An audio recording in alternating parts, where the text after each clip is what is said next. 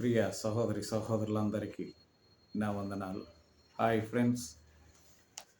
Bible గ్రంథమందు యోబు గ్రంథం 42వ అధ్యాయం 12వ వచనములో ఒక వచనం చదువుకొని ధ్యానం చేసుకుందాం. యెహోవా యోబును మొదట ఆశీర్వదించినంతకంటే మరి అధికముగా ఆశీర్వదించెను. అతనికి 14,000 గొర్రెలను, 6,000 ఒంటెలను, 1,000 జతల ఎడ్లను, 1,000 ఆడుగాడిదలను కలిగెను అని వ్రాయబడి ఉంది. అంత మాత్రమే కాదు, సంతానము మరియు అతనికి 7 కుమారులు, 3 కుమార్తెలు కలిగిరి. ప్రియమైనటువంటి సహోదరులారా, ఇతని యొక్క స్థితి ముందు అలాగుండేది. అయితే కడపటి స్థితి చాలా ఘోరంగా, కుమారులు కుమార్తెలు అందరూ చనిపోయారు. తన ఆస్తి కూడా కోల్పోయేసింది. అతడు ఒక్కడే మిగిలిపోయాడు. అతనికి కూడా శరీర అనారోగ్యముతో, శరీరమంతా కురుపులతో, ప్రతి నిత్యము వేదనతో మరణ పడకల మీద చింతించేటువంటి పరిస్థితి వచ్చింది. యోబు అతని సహనము చూసి, అతని యొక్క ధైర్యము చూసి, అతని యొక్క విశ్వాసం చూసి దేవుడు అతనికి మొదటి స్థితి కంటే కడపటి స్థితి రెండంతలు ఆశీర్వాదంగా ఆయనకి ఇచ్చేశాడు.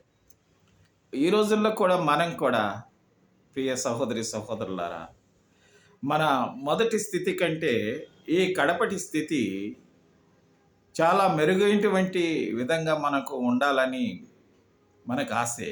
కానీ మొదటి వారు కడపటి వారు అవుతున్నారు, కడపటి వారు మొదటి వారు అవుతున్నారు.